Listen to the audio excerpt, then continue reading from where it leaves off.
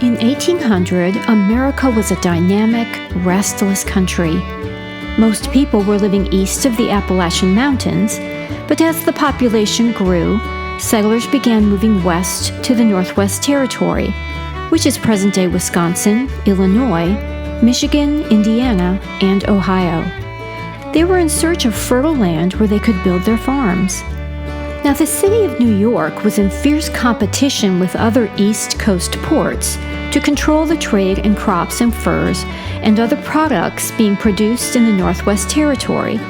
But in order to transport goods from these areas, traders had to travel in wagons over dirt roads. The journey would take weeks in good weather and even longer in the winter when rain and snow would turn dirt roads into rivers of mud.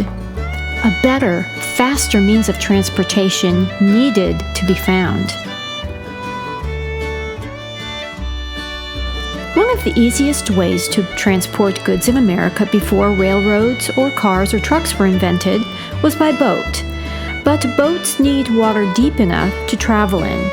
Now, boats from New York Harbor had always been able to travel up the Hudson River to Albany, but once there, they could go no further and had to unload their goods and transport them west by wagon.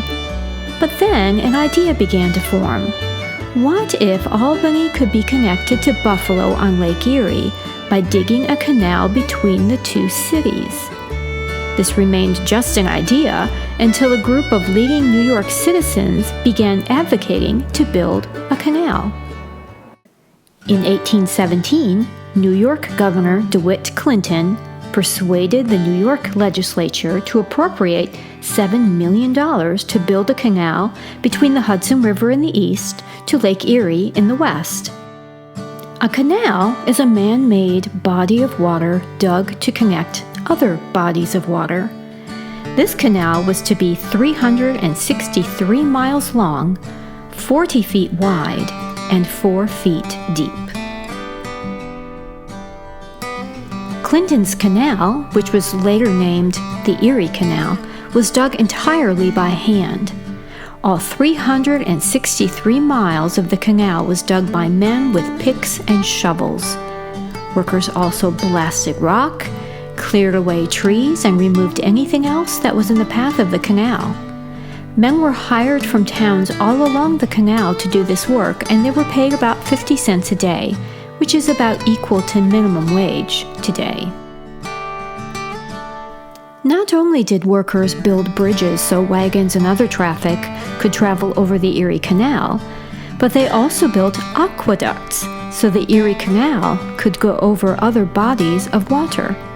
This picture illustrates an aqueduct that was built so the path of the canal could continue over the Genesee River at the town of Rochester.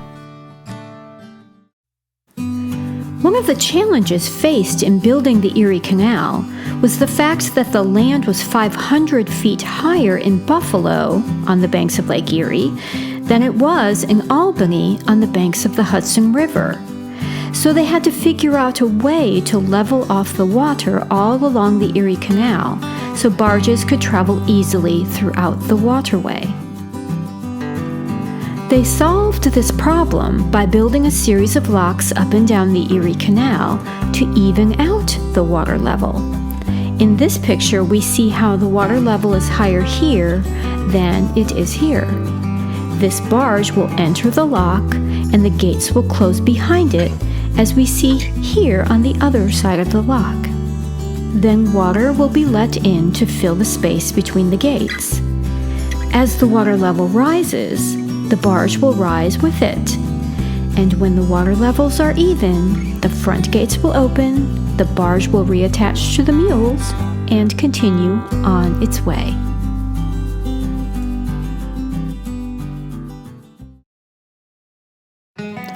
To celebrate the opening of the Erie Canal in 1825, Clinton and other government officials boarded a barge called the Seneca Chief and took with them a barrel of water from Lake Erie.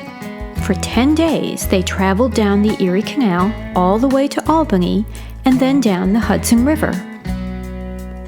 When they reached the port of New York, Governor Clinton poured the barrel of water from Lake Erie into the Atlantic Ocean to show that the two bodies of water were now connected. Shortly after the completion of the canal, relays of horses driven at a trot along the towpath began pulling light packet boats along the canal. These boats were able to make the trip between the Hudson River and Buffalo in 3.5 days. Now, in the song Erie Canal, the singer is a man who makes his living on one of these boats, pulled along the towpath by his mule named Sal. Boat owners like him would pay a toll to use the canal, which helped pay for the cost of construction, maintenance, and the people who worked along the canal.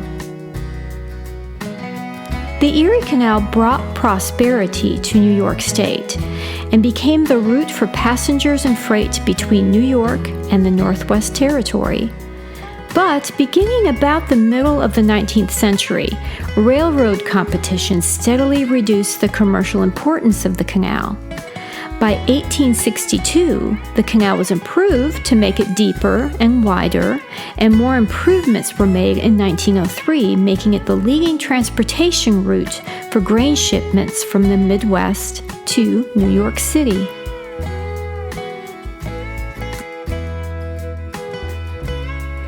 By the early 1980s, the Erie Canal was a relatively minor commercial waterway, mainly because most waterborne freight traffic between the Great Lakes and the Atlantic Ocean used the St. Lawrence Seaway. Now, the canal is still open, however, and boat owners travel down the canal from Albany to Buffalo during the summer.